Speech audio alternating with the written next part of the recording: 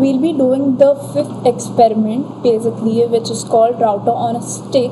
This is what we have for router on a stick. Basically, we have a router over here and we have a multi-layer switch over here. And to the multi-layer switch, there are any end devices connected. As you can see, over here we've connected one PC and over here we've connected another PC. So basically, any router that is connected to a switch and can basically give us a VLAN connection and enable the VLAN deployment is basically over here. It's known as router on a stick.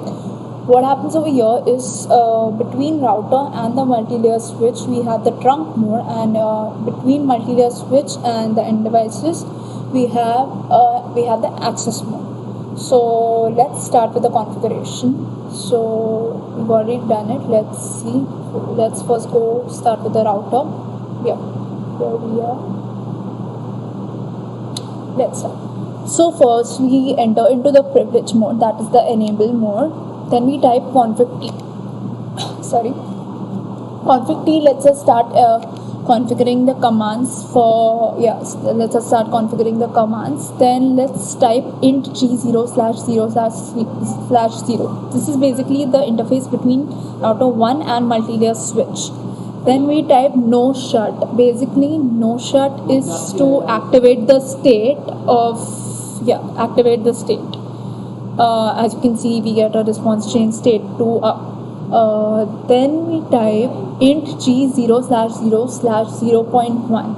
0.1 basically is indicates the first VLAN, basically VLAN 1, which is basically defined between over here multi-layer switch and the router. Next we type encapsulation.1q1 native. So encapsulation.1q1 native, 1 indicates the VLAN 1 and native is basically indicates that it is a native management level because it is central to the other switches and it controls it. So next we define the IP address. So we can type IP address 10.1.1.254 and the subnet is 255.255.255.0 as a subnet mask. Then we type exit.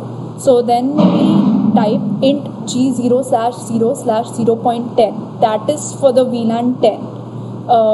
Then yes, as you can see, the state is changed to up. Then we type encapsulation.1q10, that is for VLAN 10.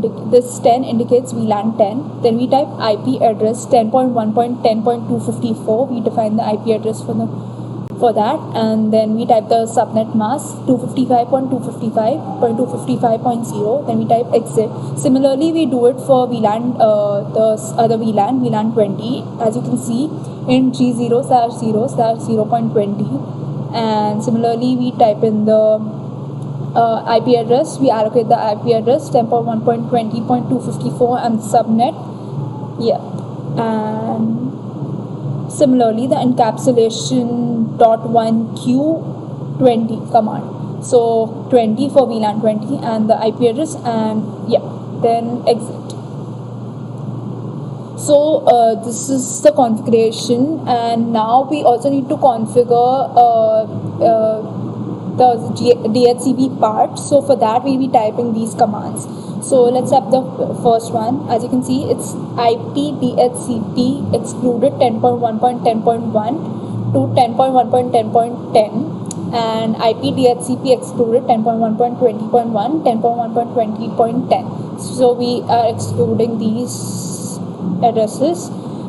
Then we create the DHCP pool for VLAN 10. As you can see over here, IP DHCP pool VLAN 10. Then we allocate the required things. We type network 10.1.10.0 and 255.255.255.0. Set the default router 10.1.10.254 and the DNS server. Similarly, we'll do the same for the other VLAN. We create the DHCP pool for VLAN 20. As you can see, IP DHCP pool VLAN 20. Then the network 10.1.20.0 and 255.255.255.0. Then default router and the DNS server, and then we type exit. So basically we've done all the configurations for in the router CLI.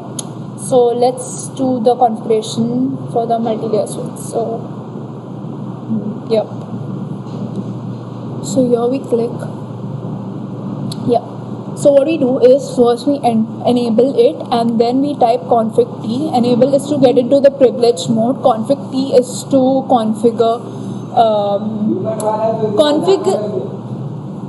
Config T is basically to get into the configuration commands. Then we type int g1/0/2. So basically that is the interface over. That's this interface basically g1/0/2. Then we type switch port mode access. That is to enable the access mode between the multi-layer switch and the end devices. Then we type switch port access VLAN 20. Similarly, then we type int g1/0/1. The switch port mode access VLAN 10. So we are defining the access VLAN 10, basically access mode for all these VLANs, and basically between the multi-layer switch and the end devices. And we type int g1/0/0/3. That is this over here. Over here, this interface g1/0/3, that is the trunk mode, as mentioned earlier, between the multi-layer switch and the router. And we type encapsulation.1q switch port mode trunk, and the state is changed to up. Then we type no shut and exit. So yep, we are done with this, and let's see the PC. We'll see the PC and we'll see the config part. So initially it's set to static, but as soon as we click on DHCP, yes, so the server is allocating the addresses dynamically. Over here we'll be doing the same. So physical config, changing it to DHCP, and yeah, this is the one. Yeah. So let's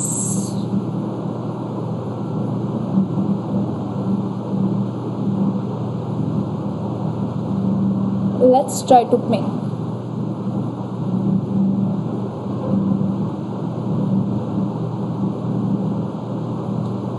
Let's try.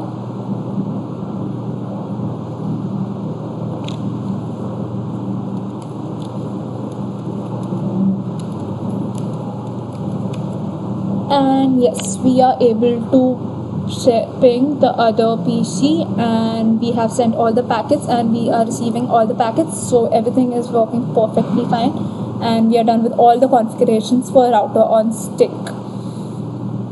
And as mentioned, this is the trunk mode, and this router and multi-layer switch has a trunking mode, and the multi-layer switch and the end devices have a access mode. And this is how we implement router on a stick.